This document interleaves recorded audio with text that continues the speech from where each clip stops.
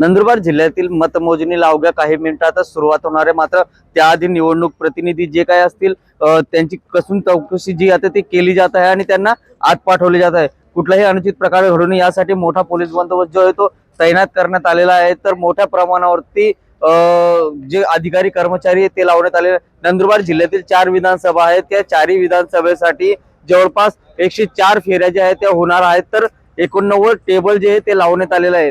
यासाठी ही जी काही प्रक्रिया आहे ती पूर्णपणे व्यवस्थित पार पडावी यासाठी राज्य राखीव दल असतील किंवा सीआरपीएफचे जवान असतील किंवा स्थानिक महाराष्ट्र आणि नंदुरबार जिल्ह्याचे पोलीस असतील यांच्यात मोठ्या प्रमाणावरती बंदोबस्त जो आहे तो तैनात करण्यात आलेला आहे। तर दुसरीकडे आज होणाऱ्या या मतमोजणीकडे संपूर्ण राज्याचे जे आहे ते लक्ष लागलेलं आहे। नंदुरबार जिल्ह्यामध्ये जवळपास 71.78% एवढं मतदान झालेलं आहे।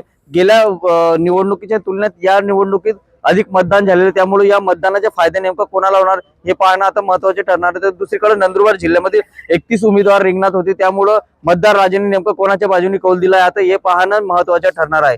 जितेंद्र वैसारे, टीव्ही मराठी, अक्कलकुवा, नंदुरबार।